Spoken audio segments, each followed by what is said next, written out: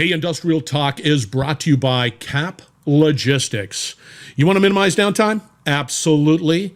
Increase reliability? You bet. Ensure operationals profitability? Yes, you do. That means you need 24/7, 365 insights into your supply chain. Look no further. CAP Logistics. Go to caplogistics.com or just call them. They're great people. 800-227-2471. Also, AI-. AI- is on a mission to create a greener, cleaner, safer planet from space. AI- helps core industries become more resilient, efficient, and sustainable through the power of satellites and AI. Go out to AI-.com. Find out more. Welcome to the Industrial Talk Podcast with Scott McKenzie. Scott is a passionate industry professional dedicated to transferring cutting-edge, industry-focused innovations and trends while highlighting the men and women who keep the world moving.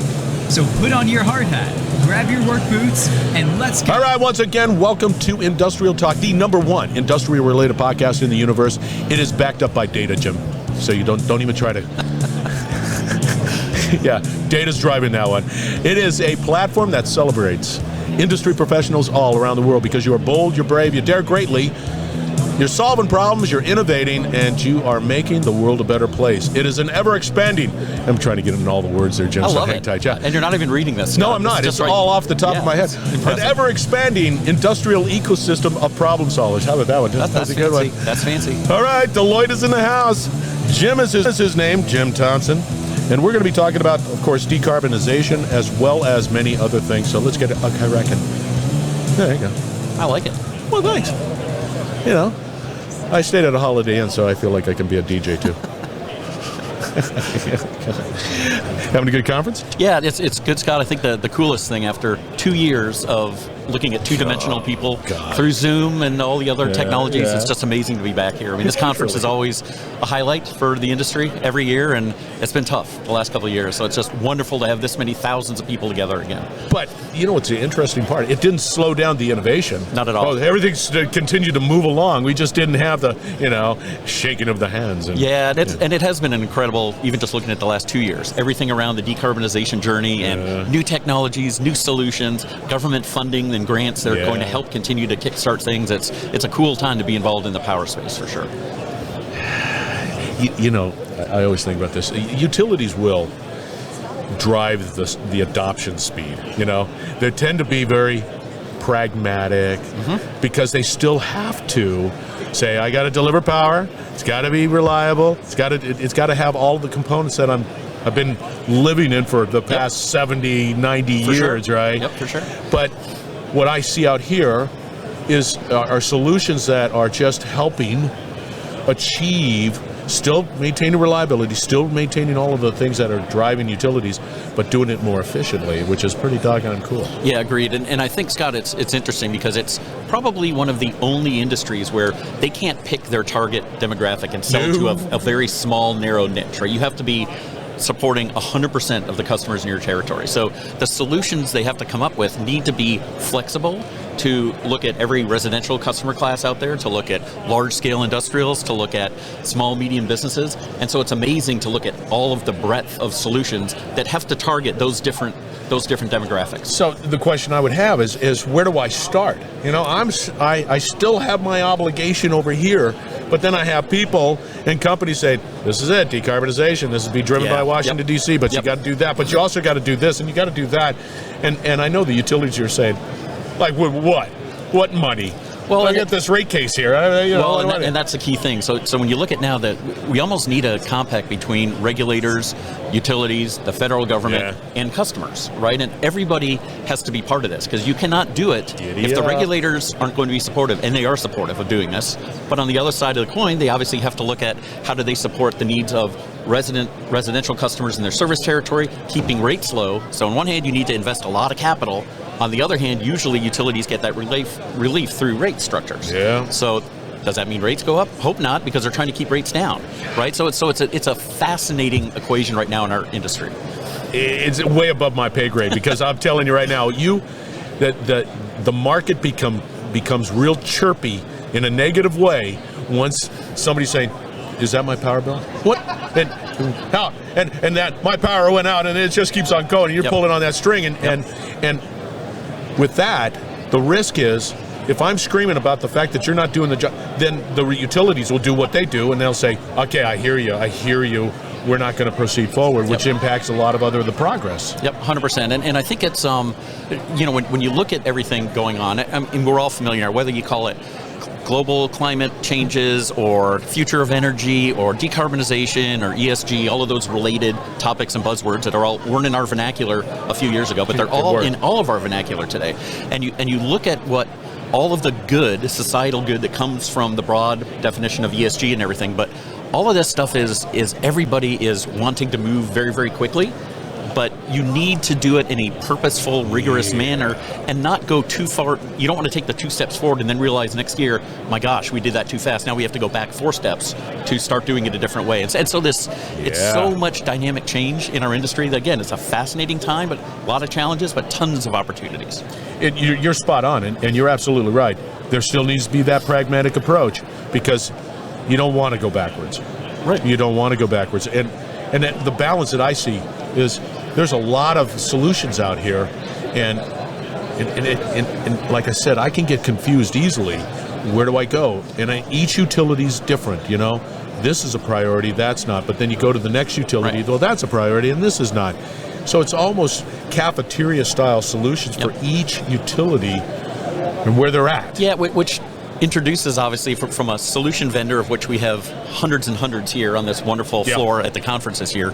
But all of these solutions need to still have some degree of standardization, because if you end up with the same vendor having 20 different versions of software for 20 different utilities because of how they need to manipulate and manage the grid in their territory, then you're left in a case where the long-term getting out of standard and having the long-term customized solutions is just not long-term viable to efficiently manage what utilities are doing, keeping the legs on with all these systems, right? So we're seeing more and more standardization. We're seeing more and more use of working with industry groups like EPRI and others that are bringing a true focus to collaborate and have utilities collaborate on at least maybe the 80 to 90% of the solution, and then just have some, I'd say, configurations maybe locally for them. But other than that, we need that standard approach. Boy, can I agree with you more? No, I can't, because that is. I was telling somebody, I said, we need trusted standards, and it's sure there's frothiness out there of excitement and great and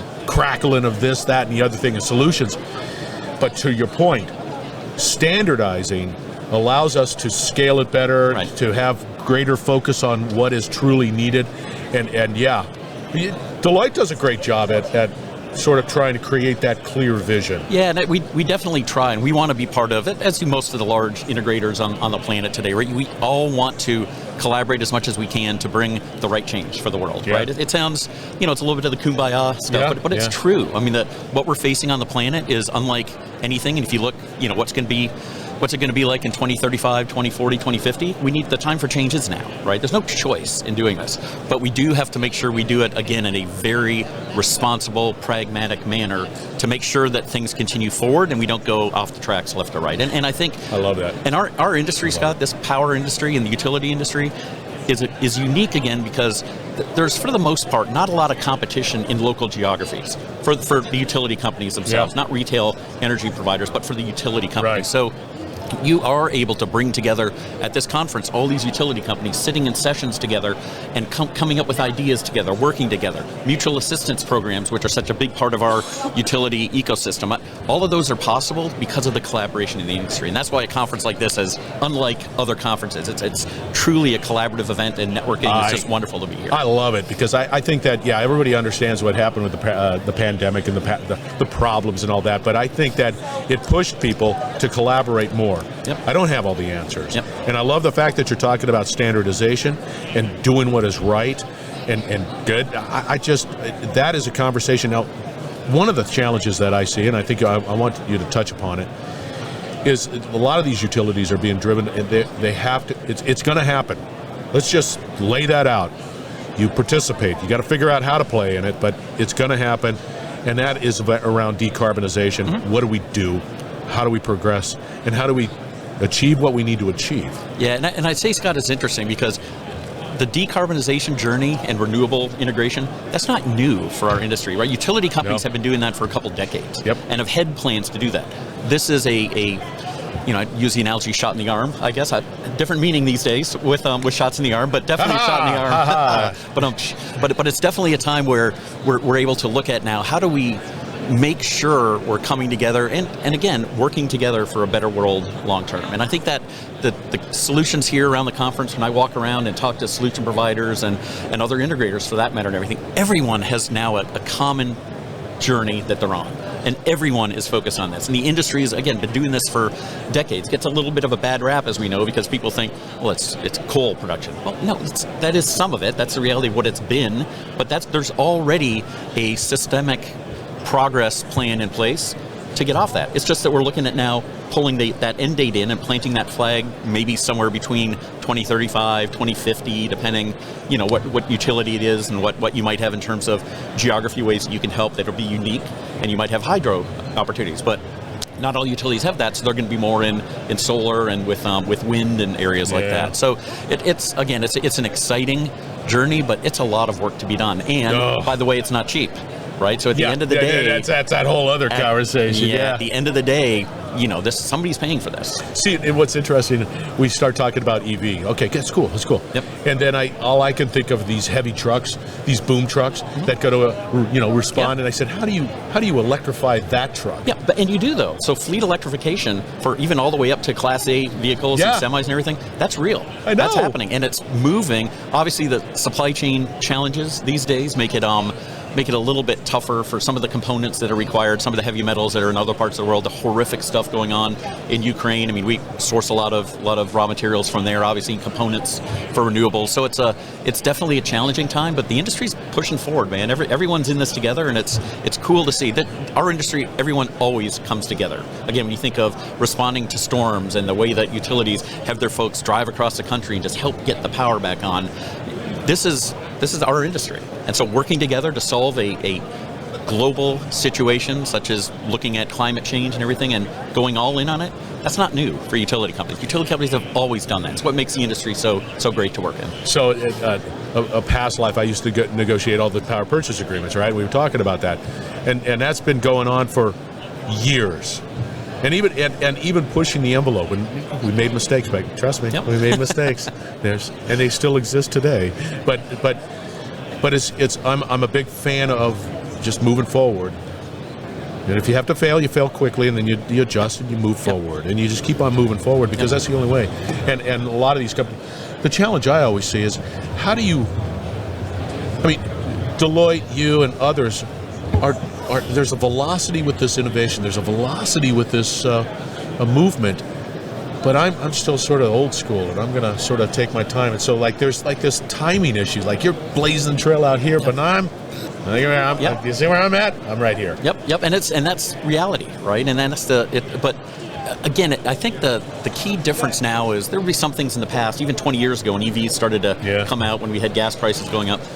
There was some people looking at them, right? And there was a big demand on certain models of cars. You couldn't get them, and then things kind of quieted down and got back to normal. This one is not going to go in reverse. So this journey towards decarbonization, it's not a fluke, it's not a trend, it's just the way it is. So I think everybody, all the solution providers here, all the utilities that are here, they're all here because everyone's in this together. And they work so well together, and they collaborate so well together. It's just wonderful to be. It really is, man. And I agree with you 100%. And I want to own decarbonization as I want to own that word so that I can pay for it. Because everybody is doggone talking about it, and they're trying to come up with some pretty major solutions. There you go. I love it. There you go. Right. See, you live in that world. I just talk in the world, but you live in the world of people. Come on back, Scott. The water's warm. You climbing up poles again. No. You want to? I'll have a heart attack. Anyway, how do the people get a hold of you, Jim?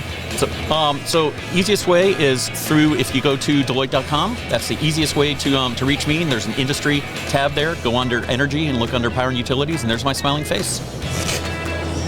Wow. He's famous. He's Jim Thomson.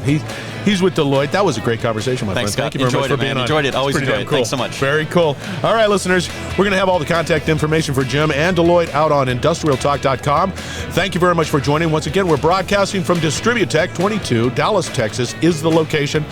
Great. Like Jim said, they're collaborating out here. They're solving problems and working together. It's a great time. Thank you very much. Thanks, we will Scott. be right back. You're listening to the Industrial Talk Podcast Network. Once again, thank you for joining me on Industrial Talk. And as you can tell, we were on site, Distributech, Dallas, Texas. Put that on your 2023 calendar to attend, because you get great people like Jim and others talking about real solutions, talking about how to collaborate to solve pretty big problems that exist in the utility and energy space. You do. You need to be on this journey, and you need to be working with companies and individuals that you can trust.